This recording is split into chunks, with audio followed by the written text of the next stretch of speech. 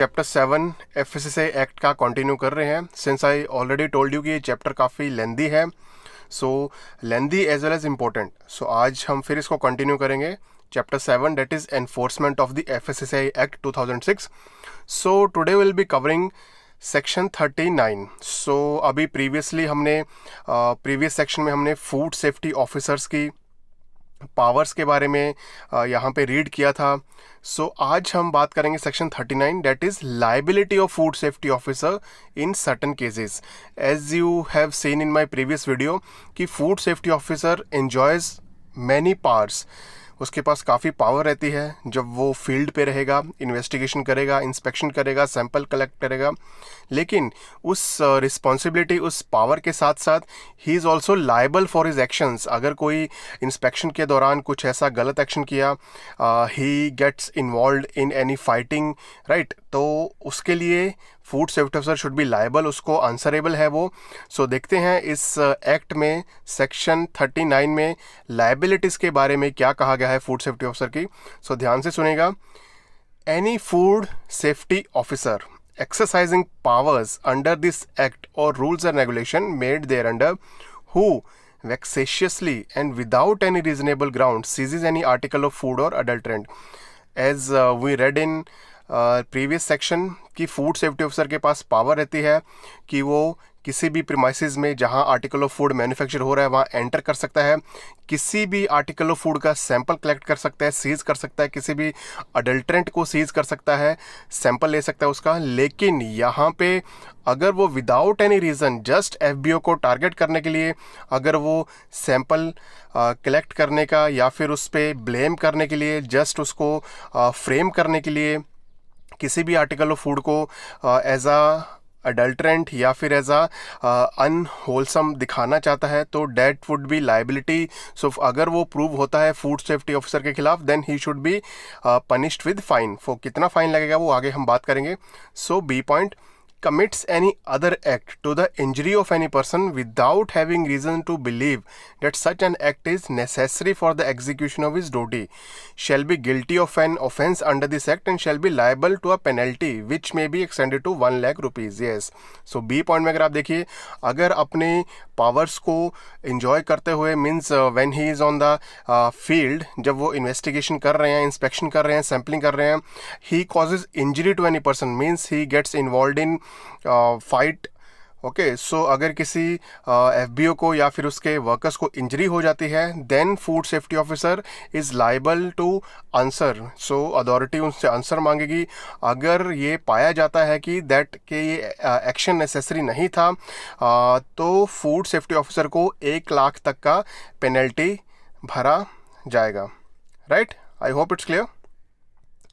So provided that in case any false complaint is made against the FSO and it is proved so that the complainant shall be guilty of an offence under this act and shall be punishable with a fine which shall not be less than 50,000 rupees but extend to 1 lakh rupees। yes, देखिए अगर food safety officer ने कुछ ऐसा action लिया सो उसके खिलाफ भी complaint हो सकती है।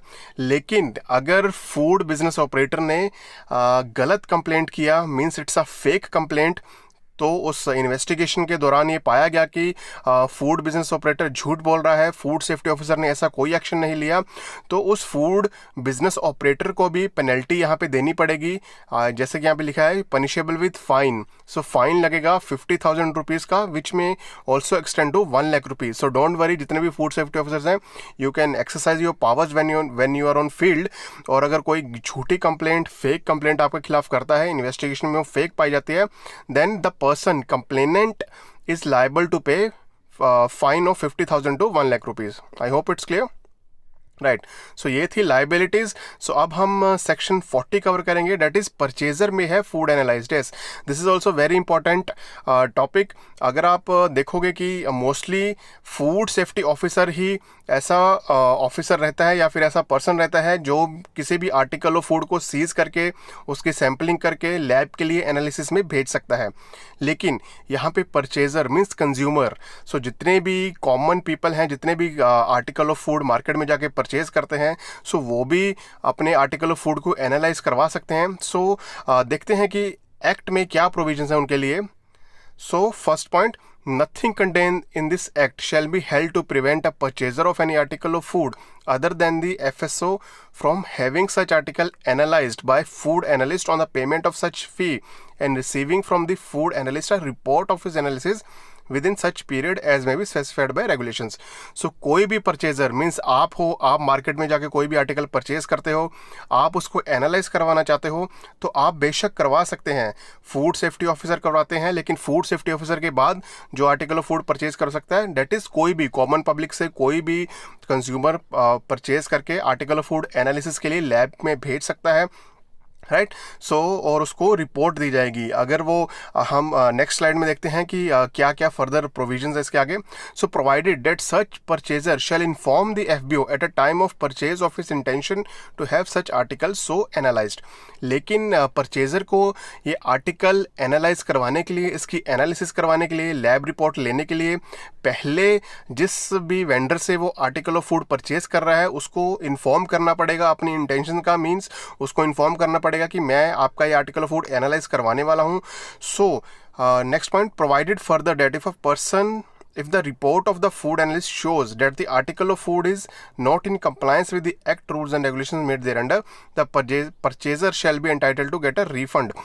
So अगर आप फर्स्ट पॉइंट में देखेंगे, अगर आप यहाँ पे देखोगे तो यहाँ पे लिखा था कि कोई भी consumer article of food analyse करवा सकता है लेकिन उसको फीस भरनी पड़ेगी उसके लिए। सो फी इज़ वेरी नॉमिनल। लेकिन यहाँ पे फर्दर अगर प्रोविजन में अगर आप देखोगे, अगर वो आर्टिकल ऑफ फूड उसमें कंटेमिनेशन पाई जाती है, पैथोजेंस पाए जाते हैं या फिर कोई हार्मफुल केमिकल्स पाए जाते हैं, सो वो जो मनी उसने दी थी एनालिसिस के लिए कंज्यूमर ने, वो उसको रिफंड कर दी जाएगी।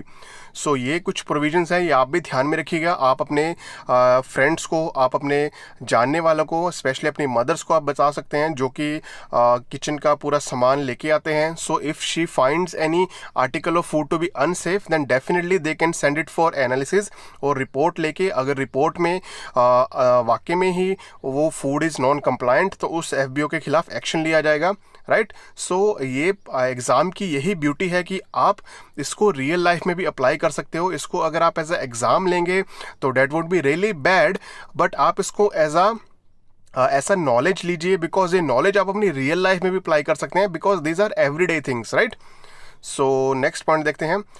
In case the food analyst finds the sample in contravention of the provision of this act rules and regulations made thereunder, the food analyst shall forward the report to the DO to follow the procedure laid down in section 42 for prosecution.